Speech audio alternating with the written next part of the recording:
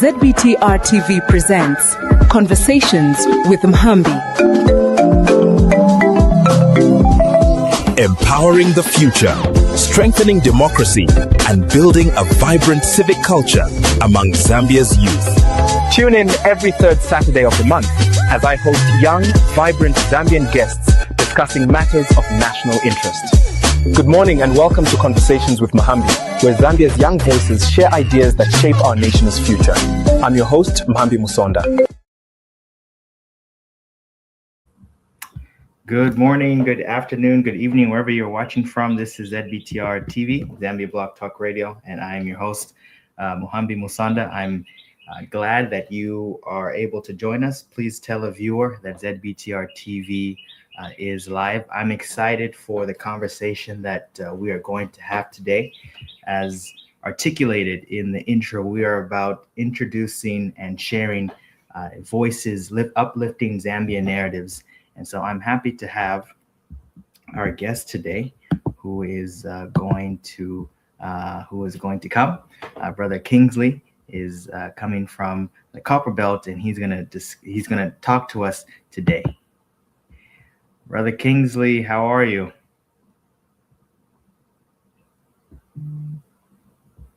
Hello.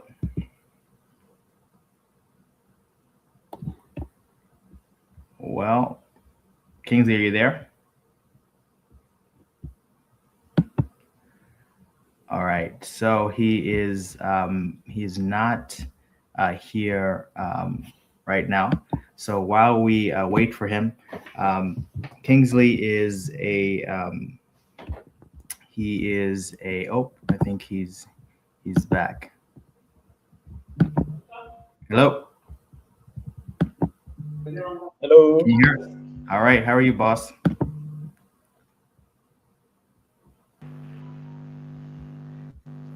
I'm all right. I was muted. No problem. Are you able to get me now? I can hear you very loud and clear. We're excited to have you on. Thank you so much for taking time out of your Saturday to be with us. So sort of introduce yourself to our viewers and tell them a little bit about who you are.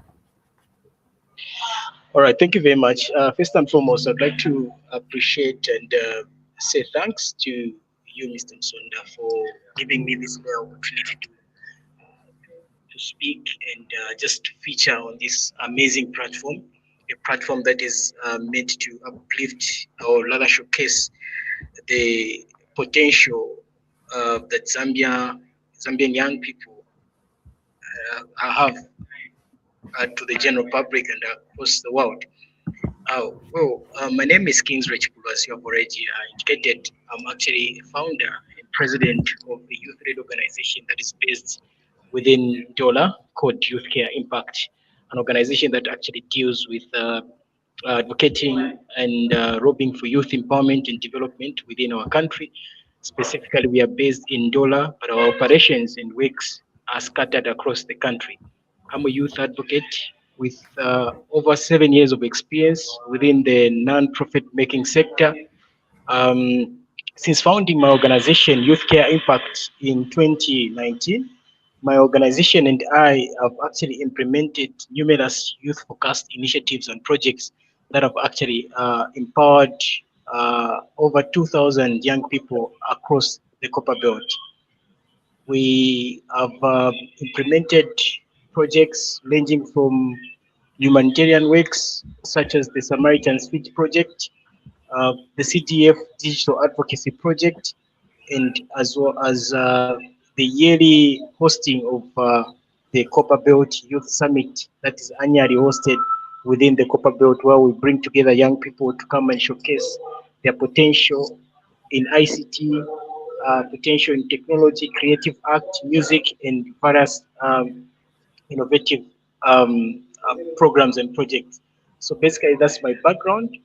I also work as full-time as a satellite feed controller in the transport and logistics sector within the Copper Belt, a company called BHL, as a satellite feed controller. So these are some of the works that I do. I hold a Bachelor of Information Technology from the Zambia-based College of Technology within Dola. Yes, and my aim is to actually scale up the projects that I do beyond the borders of Zambia, probably by the year 2030. Wow. That's the little that I can state about who Kingsley is and who I am. Thank you. Wow, thank you so much. I appreciate that introduction, and I think our viewers also appreciate that introduction. So, what first inspired your passion for youth empowerment and civic engagement? Yes, what actually inspired me, I actually started this inspiration from a church perspective and a church background. I was a youth leader at a church called the Woto Seventh Day Adventist Church within Ndola. There, I served as a youth leader, and also I was ordained as a young elder at that particular church. So, through the influences and the environment that have been brought up around youth, this actually made um, this actually led my inspiration to come up with something that can empower young people beyond the jurisdiction of the church. Yes, because by then I was limited to the church circumference, where you're just limited to handling church issues, youth within Hmm. the church environment. So I said, if we can come up with a project that can go beyond church, that can go outside the circumference of the church, that can help young people within the communities. It is from that idea, it is from that perspective that I developed an idea of coming up with an organization outside the church that would actually administer to all young people across religious sector, whether they are Muslims, they are Christians, they are Adventists, they are non-Adventists, something that can actually empower them beyond that. It is from there that I actually came up with the idea of coming up with Youth Care Impact, an organization that would actually look at the collective affairs of young people, empowering them with skills in entrepreneurship, skills in business, skills in addressing civic issues and issues that are affecting us as a community. That's the background, or rather the driving force that actually inspired me to come up with an organization. I came up with this organization from the environment of from the church perspective, and we had to scale it up beyond the borders of the boundaries of the church. And today we have young people across the country from all religious backgrounds that are actually benefiting from our programs and projects. I like how you emphasize the church background and church experience, and how the church, your experience in church, sort of propelled you in your journey to civic engagement. Was there a defining moment that shifted you from caring about issues to actively leading them? Yes, one of the prevailing the prevailing mindset within our communities is the idea that things that are affecting us within the community should only be handled by government. Should only be handled by government, whether community projects, whether issues to do with unemployment, they should only be handled by government. And that's what we have grown up with from that perspective. So one where I came up with something that came up within me and said, but we can do something about these issues that affect us. Unemployment, lack of access to opportunities. Should we always cry and wait for the government to create opportunities for us? It is high time for us to create solutions, create opportunities, and create solutions to issues that are affecting us. It is from there that I derived um, where I actually gained the impetus to actually start living out or start acting on issues that are affecting us and not waiting upon external forces, external help, aid from government, and stuff like that. Sure. What I'm curious, what were some of the issues that, you guys were working or trying to deal with when you guys first started? For us, the issues that we were trying to deal with were one, unemployment. unemployment amongst the young people, high levels of teenage pregnancy,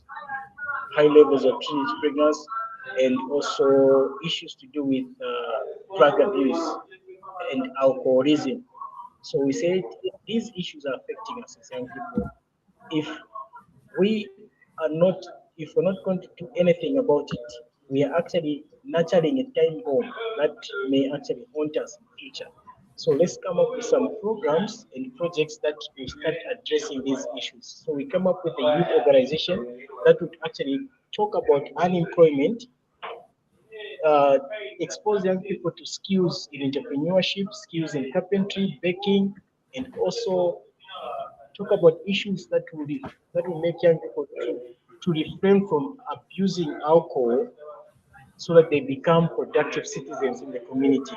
And also talking about issues to do with teenage pregnancy, high levels of teenage pregnancies. Because when young people don't have what they're doing, when there is no recreational facilities within the communities, when there's nothing that is keeping them busy, young people actually resort into doing illicit activities. So it is from that background and that backdrop that we came up with a program through the youth care impact that would actually address those issues, those three issues. So it was has to do with it was about youth unemployment, drug abuse, high levels of teenage pregnancies within our communities, and also developing the mindset of leadership among us young. Sure. Youth care impact. I know you touched on it in the beginning, but just tell us again, what it is. And you already alluded to the problem that you are trying to solve, but what is youth care impact? And what have been some of the most rewarding moments of the work you guys have done so far? Yeah, so Youth Care Impact is a youth-led organization, implying that it is administered by young people. Its core purpose or aim of existence is to lobby and advocate for youth empowerment and development, and as well as the promotion of young people's participation in governance and civic issues. Yes, so we actually deal with youth development and empowerment, and as well as promotion of youth participation in civic affairs, civic governance and civic affairs. So some of the programs that we have actually implemented since our founding in 2019, we've done what are called there's a project that we did in somewhere 2022 called the Samaritan's Feet project. This was a Mm. project where we were mobilizing shoes to be distributed to vulnerable children within our communities. Hence, we are calling it the Samaritan's Feet, uh, getting it from the biblical story of the Mhm. Samaritan individual that actually helped that person. So we came up with a project called the Samaritan's Feet, where we were actually mobilizing shoes to be given to vulnerable children. Then also one of the defining moments for us was somewhere in 2023 where we won funding uh, from Transparency International Zambia, TIZ, where we actually won. Uh, it was a very competitive process. About 25 youth-led organizations applied. Our organization came out first and was awarded funding from TIZ to implement a project that we were calling the CTF Digital Advocacy Project or Constituency Development Fund Project, where we were sensitizing young people and the communities about how they can access CDF and benefit from that project. So that project actually benefited about around somewhere 1,200 young people. We were doing this in Bwanamkubwa constituency, Kabushi constituency, Chipulu, and also Ngora Central. This was the project that we actually did within Yola. Then the other flagship program that actually had put us on the map is the hosting of the Copper Belt Trip Summit. We actually launched this summit in the year 2024, which was heavily attended by distinguished government officials. It was heavily sponsored by Zanaco Bank, uh, J. Rutherford, and as well as government officials ranging from the Minister of the Copper Belt and other respective individuals attended and supported this program. So we have continued with that trajectory, and in 2025 we held it, and this year we are about to hold it somewhere on the 31st of July 2026. So these are Wow. some of the projects that we have implemented. There are numerous of them that we cannot exhaust within this space of an hour. Wow. So why is it's again, you said that this is youth care impact started on the Copper Belt. Obviously, you said you have aspirations of it, going national and international. But why do you think youth empowerment is important on the Copper Belt specifically today? It's very cardinal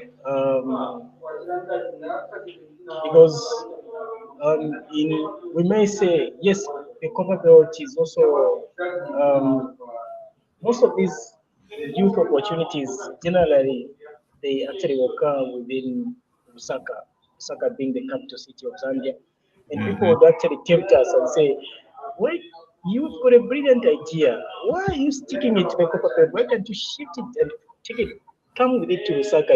There are so many programs there." And for us, we said no. We want young people within the copper belt to benefit. So the idea of concentrating our efforts and as well as our empowerment programs within the copper belt is the ambitions that we have. That in the copper belt we've got brilliant young people, we've got young people that have got brilliant ideas that can excel. So if we shift our attention, go to the other cities. Of course, we've got programs that are happening there, but our focus has been within the copper belt. It's very important that we empower young people within the copper belt, that young people are empowered with skills in entrepreneurship, skills in ICT, skills in civic engagement, and also digital skills. So for us, our mission is within the circumference of the copper belt, though our dream is to expand it, to expand this program and these projects countrywide and as well as beyond the borders of Zambia. Mm. Wow, that is admirable, and I think it is indicative of the type of sort of leadership that you are striving to create. My next question is, how can um, communities, or in your experience, in your leadership experience, how can communities or institutions or networks, how can networks better support young people who feel discouraged or forgotten? All right, so organization, institutions of influence, uh, organizations and institutions of influence. These institutions can actually help young people, um, can actually support young people that are in vulnerable communities by coming up with initiatives that actually attract these young people to actually attract them and also expose them to various opportunities that they're having, and also creating platforms. They can come up with programs and projects as well as these institutions, for example, the government can come up with some deliberate programs that can Yeah. actually uh, promote the idea of entrepreneurship, also the idea of empowerment. I love these programs that the government has come up with. For example, recently in Zambia, we saw 1,000 youths graduate from the Zambia National Service. That's a plus. That's what the government is supposed to be doing, where government comes up with programs that are actually empowering young people. In that case, in this case, we want to have a productive and an innovative nation because we have young people that are being empowered. So there, these institutions and organizations can support young people by creating platforms. The bottom line is creating platforms for these young people to excel. These platforms that can actually attract them and also create an enabling environment where young people can flourish and become empowered and access to various opportunities and programs.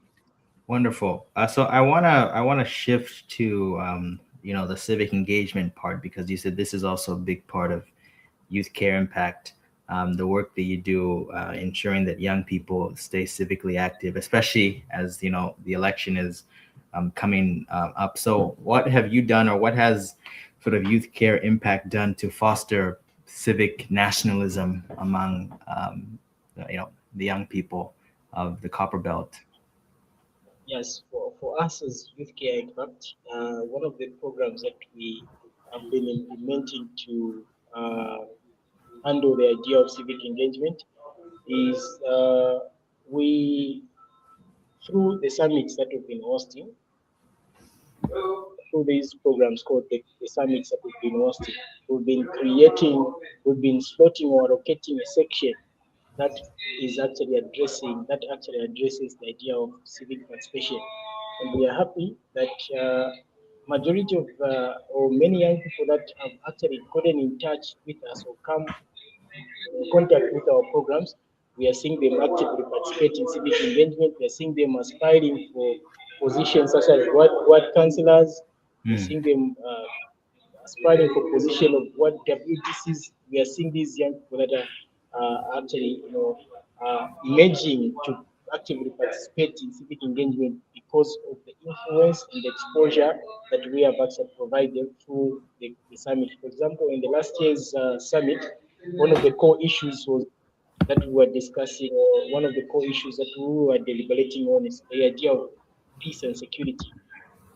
As we head towards the general elections, we are seeing young people. Okay, this has been common within our country, where young people are used as tools of political violence. They're used as tools of political violence. So through these programs, through the summit that we actually held, we were promoting the idea of peace and security, where we're saying young people should not be used as tools of political violence. Young people can be partners, co-partners within the developmental agenda of our nation, instead of them, instead of throwing them to be tools of, you know, putting them to be tools, allocating them, or rather assigning them roles that can expose them to being, that can motivate them to being tools of violence. Young people can actually be part of the table of decision makers that are able to articulate issues, that are able to uh, make more informed decisions for our country. I like that. So my next question is, I don't know, this might be a hard one. I don't think it is, but it touches upon what you just said. Ensuring that young people are prepared. Do you think that today's youth, and not just in Zambia, again, you've had the opportunity to interact with people inside and outside of the country. In your interactions, do you think that today's youth are adequately prepared for leadership? Yes, they are adequately prepared for leadership. What has been preventing young people from actively participating in civic affairs of the nation? Maybe it has been the issue of finances, because we already have big guys within the system that can pay their nomination, that can pay the 100,000 nomination without without any problem. But here is a young person that wants to aspire. Here is the young person that wants to participate actively in their community, maybe to stand as a councillor, to stand as an MP, as a mayor, but they don't have that financial capacity to participate in those affairs. So young people, they are ready. They are ready. Uh, Today's generation is quite a different generation, because we are dealing with an exposed generation, young people that are actively engaged on social media.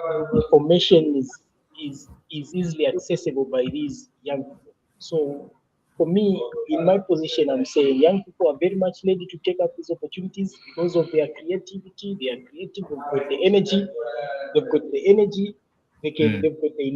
innovation. They can drive change within a shorter space of time. What actually is important, or what is needed, is just to mentor them, mold them into becoming good leaders, responsible leaders that can take our nation and Africa and the world forward.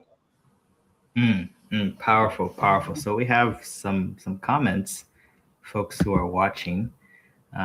Telly Gift says last year's Youth Summit was very impactful. Looking to what the 2026 Youth Summit has in store for us. Now, I think I'll save that for the end because I want you to give a teaser of what the summit is. And we have Aunt Clotilda who says, "Hello, Shani Apo, Auntie." He is watching from Zambia. So we have some folks who are watching and they're learning and they're gleaning from you. You talked about leadership adequately, ensuring that young people are going to be adequately prepared. What mindset shifts do you think are necessary for young people to move from that sort of dependency and moving toward initiatives, or in your experience, what shifts did you have to, mentally, what mind shifts did you have to perform for you to, become a more capable leader? Okay, so for me, the environment that we have been brought up with as a nation, as a country, is the idea of being dependent on external help. Yes, we've always looked to some external people, and most of the time it's the government. There is this phrase that we use in Zambia called "Boma iranganepo," meaning government should look into this. We cannot do that. I think that's a mindset that we need to change. We need to change as young people. We need to have a mindset of self-reliance. And this can only come if we take initiatives, begin where we are. Most of the time, we want to start doing things on a larger scale, which cannot happen, and we want quick things. That's the mindset that we need to refrain from, or that we need to do away with. If we want to do certain programs or projects, we want to achieve a certain uh, program, or we want to achieve something in life, we can always start from the ground. It is from those little steps that we are doing that can create impact in our lives. So we need to change this mindset of being dependent as young people, and this can only come if we allow ourselves to assimilate as much information as possible, position ourselves in a way of opportunities. There are various opportunities that we can have online, various opportunities that we can actually benefit from. What matters is how we position ourselves. When we position ourselves in the way of opportunities, then we can grab those opportunities. For me, the mindset, we need to change our mindset um, and develop a self-reliance kind of mindset that we can actually achieve many projects, programs for ourselves. So you've shifted your mindset, and clearly you've been able to excel. You've been able to amass influence not only in the copper belt, um, but also outside of the copper belt. I'm actually curious. I didn't want to. I was going to ask you this question. You talked earlier about how people wanted you to come to Lusaka because that's where all the resources are. Come to the capital. There's more people. You'll build your network. There's more opportunities. But you guys decided to stay in on the copper belt. Um, I'm curious, was it when you were building capacity and when you were building influence on the copper belt? I'm sure that the conventional wisdom is that it's easy because, copper belt's relatively small. There are a few big cities there, but it's a small region. It's easy to build influence. But I'm curious, was it tough in the beginning to, sort of build credibility among the community? Yes, it has always been tough. Like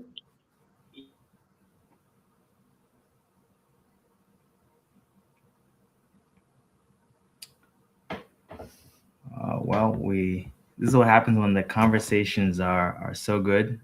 So we are going to take a brief commercial. Oh, we're back. All right. Sorry. you can continue. It's the network. This is what happens when the conversations are so good. They try to they try to freeze it. So yeah, continue. So the idea of networking and developing influence and making connections doesn't come as an overnight. And it's not an overnight It's thing. not overnight. It's not overnight. It's a gradual process. So it has been difficult also for me, especially in our early stages of youth care impact. People didn't believe in what we were doing initially. There are some youth that we began this project or this organization with, but because they wanted overnight success, they wanted immediate results. Others lost patience on the way and left us. So, and also big institutions, like there are big institutions or established institutions within our respective communities that wouldn't want to associate themselves there and then with a smaller organization that is starting. So what did we do to actually run around that cycle or that puzzle? We started doing our own initiatives, documenting our works and posting all our works on social media. In the process, we were actually developing what is called a track record of experience. Because this organization, when you apply, they will ask you, what have you done? I'm sure there's no anyone that can, if you can actually come from nowhere and say, I want funding from you. They'll not trust you. They'll ask you, do you have a track record of experience? These documents, do you have documents, your financial reports, and so on and so forth. So we started from that background where we were actually doing our own smaller projects, documenting them, remaining accountable and transparent within our respective communities and within ourselves. That actually developed confidence even for us to have funding from bigger organizations such as ZANAP. So you have to develop some sort of track record of experience for these organizations to trust you and say, these people have been doing these programs for a long time. Look at their Facebook page. Look at what they've been doing. This is what we want to associate ourselves with. So you begin from somewhere. And then in the process, you gain experience in these institutions or these connections or these networks that we're talking about. They will trust you because they've seen what you've been doing in the past. So that's what has actually worked for us, is that we actually developed some track record of experience where we could document our work, our impact, a story of impact via social media, newsletters, and also these compiling all these documentation. They led into us, acquiring these strong connections and ties with organizations and institutions that are established. Wow. So my next, as we begin to wind down the conversation, I want to talk about your leadership recognition and growth. Obviously, you were selected to be a fellow for the Mandela-Washington Fellowship for Young African Leaders, which is it's a big deal.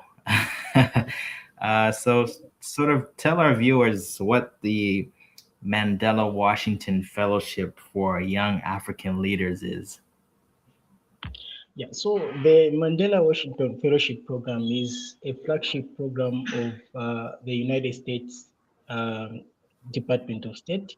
This was a program that was actually initiated or founded by President Barack Obama in 2014 as a way of honoring an African icon, Mandela, whose exceptional works actually impacted millions and many lives within our continent, Africa, and also the world over. So as a way of honoring his legacy, President Barack Obama came up with this program to actually honor his legacy and also produce young leaders that would model the lifestyle of Mandela. Yes. So it is a program where the United States, through its Department of State, selects about 700 youths across Africa and actually take them to the United States for leadership development program, cultural exchange, also networking with institutions within the United States of America. So this program has been in existence for over 10 years now, with the first cohort began somewhere in 2014. So in my story, it was a battle. Like I earlier indicated, Africa has a lot of brilliant youths. So for you to be selected among those 700 youths, it takes a lot of work.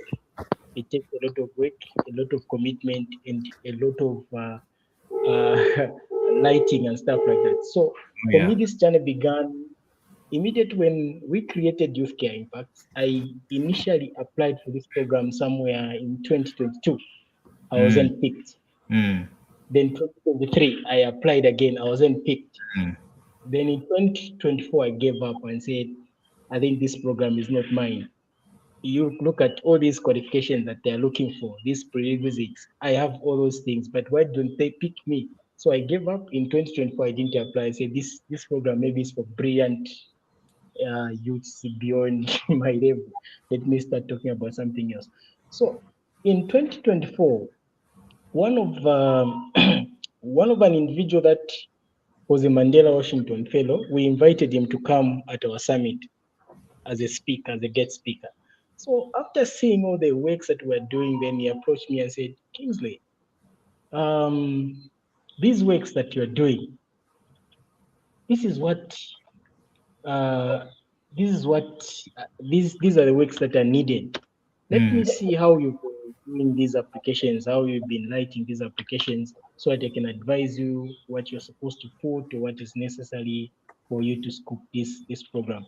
So he advised me. I told him that no, me, I've been trying this program for many times. They've not been picking. It hasn't been working for me. Then he said, try it for the last time.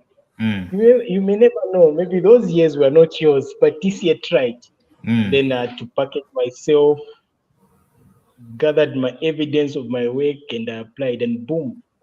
When I was we had a Youth Day program in 2024 where I was giving a speech at the Youth Day commemoration. Then I received an email which was indicating that you have been selected for this program, and begin preparing your passports and everything. You've been selected. Civic engagement at the University of Tennessee in Tennessee State. I jumped. Yeah. It was a very joyous moment, and boom, we went to the United States.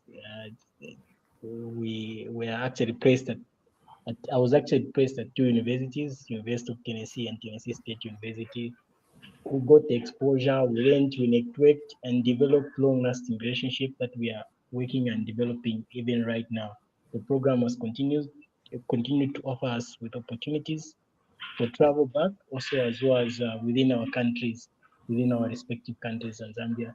Most importantly, we developed stronger ties. Today we can give ourselves opportunities and say there's this funding opportunity, can you apply for this, and so on and so forth. So this program has been beneficial, has exposed me to various leadership opportunities and things that I never knew about. I've actually learned them through this program. Wow. Visited. Yeah. Wow, Yes. that's powerful. The power of, and you talked about it before, being persistent. You had applied 3 times, and then you said, "Oh, maybe it's not for me." Then it was the 4th time that it worked out. So that's a testament to your persistence. Yeah, wow, that's amazing. That is amazing. So as we wind down, how has international exposure, or rather, how has international exposure influenced your own personal vision of what leadership can be in Zambia? Yeah, proud, like you've indicated, proud to having that exposure. I had a limited knowledge on leadership, and also a limited perspective.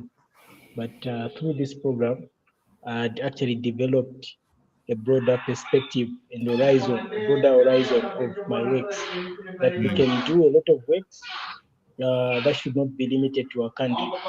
You know, they in Bemba, I don't know if you still remember, still speak a little bit of Bemba. Mm-hmm. So in Bemba in Zambia, we say, Umwana Shenda, Atashanina Okunaya. Yes, yes. Simply means if you don't move, you may think that what is within your country is the best. When there is The other places. uh, other best and amazing things that are being done there. So That's right. my exposure, my uh, exposure to leadership opportunities on the broader perspective through the Mandela-Washington Fellowship, it has actually exposed me to different cultures, to learn how people have view certain things, different perspective and different ways of leadership. So for me, this has actually helped me a lot, that I'm able to understand things from a different perspective and from a broader, you know, um, broader perspective and a broader lens. So um, the idea is to have as many, or my appeal to young people is to actually ask them to have to be open-minded, not to be closed up minded. You cannot do a lot of things. You cannot do things on your own. You can learn from other people what other people have been doing, and also how they've been doing or addressing the challenge that you are addressing from a different angle and different perspective. Wow. So my final question is, um, what what gives you hope about the future of sort of the youth that you're working with, and sort of what kind of legacy would you like to leave? For me, the kind of legacy that I want to leave within young people and also within our country is a name that will be mentioned and say, we are, the nation is moving this direction, this positive direction, because of the ideas and influence of this man. I want to leave a mark on our nation, either physical mark, maybe an infrastructure development, or just changing the mindset of young people to think in a certain way, to think in a positive way, to think uh, about developing our nation. So the larger legacy that I want to leave, it's when they look at my name, people will be saying these things that are happening, or this project that is impacting many youths. It was because of the idea and ambition of this man that lived. His name is Kingsley. Yes. Wow, his name is Kingsley. That's beautiful. That's beautiful. So I didn't forget about this. Last year's Youth Summit was very impactful. Looking forward to what the 2026 summit has in store. Obviously, you won't tell us everything, but what does the summit have in store this year? Yeah. So this year our summit comes with a theme that says innovative leadership, shaping change for today and tomorrow. Uh, we have a lot of programs that are lined up, and obviously some of the key things that young people should look forward to is exhibitions. We are going to do a lot of exhibitions where young people will be exhibiting um, their different projects and programs that they've been doing. And obviously there will be awards. We'll be awarding young people that are actually doing amazing works within our communities. So there'll be awards, there'll be exhibitions, and we're looking forward. By the way, I shouldn't preempt this, but we're looking forward to hosting, God willing, the Republican President of Zambia may be among us this year's summit. Wow, wow, wow, wow, wow. That would be great. I'm excited. Thank you for coming on. So tell our viewers, obviously this will be online, but sort of tell our viewers where they can, sort of, keep in touch with you? You're on Facebook. Yeah. So you can reach to us via our Facebook page, Youth Care Impact. Just search for the name Youth Care Impact. You follow and like our page and see the works that we've been doing. And you can as well as follow me individually as Kingsley Chipulu. Kingsley Chipulu. You'll see my Facebook page. You can also follow us on LinkedIn, Youth Care Impact, on Instagram, Youth Care Impact, and as well as on TikTok, Youth Care Impact. Those are some of the platforms that you can reach to us. Just type Youth Care Impact, and you're going to get through to us and get engaged and get involved in our programs and projects. Wow. Well, thank you, brother. His name is Kingsley. That's a book title right there. So if you ever write a book, that's the title. Thank you so much, brother. Any final words that you would like to sort of share with us before we conclude? Okay, my final words is the words actually are directed to young people. If you want to achieve something great in life, do not procrastinate. Start now. No matter how small it is, start now. It's gonna germinate and it's gonna have greater impact in your community and the nation at large. Thank you very much, Mr. Msonda, for hosting me on this program, and I look forward to being hosted once again. I thank you. Thank you so much. Yes, you will be back. You will be back. Thank you so much, brother. I've enjoyed this dialogue, and I think I told you when we were talking that when I'm back in Ndola, I'll come and see you, and sort of and the work that you guys are doing at Youth Care Impact. So I look forward to seeing you. Thank you so much, brother. Thank you very much. Thank you. Well, that was our show today. I hope you were inspired. I hope that you were that you were inspired. This is what ZBTR TV is about. This is what we try to do. This is what we endeavor to do. We endeavor to uplift the voices, Zambian voices, Zambian narratives, and the voices of young people. And so we're very grateful for Brother Kingsley to avail himself. He was at work, as you heard, and he still decided to come and talk to us. So this was a phenomenal show. Thank you all for spending your Saturday with us. Of course, we want to keep our founder, Pastor Nathan, and his family in our prayers. Some of you may know that we were actually live earlier in the morning. The funeral of his late father in Mufulira was live on ZBTR TV, and so we want to keep the Nkama family in our prayers, and Pastor Nathan in our prayers as they continue to grieve the loss of their father. But we know that our God is a comforting God, and he's ministering right now to the family. I'll be back next week. We're going to have a aspiring political candidate who will be on next week. And so I look forward to joining you again, same time next week. Have a great rest of your weekend. And of course, happy Mother's Day to all of our mothers who are watching. We'll see you next week.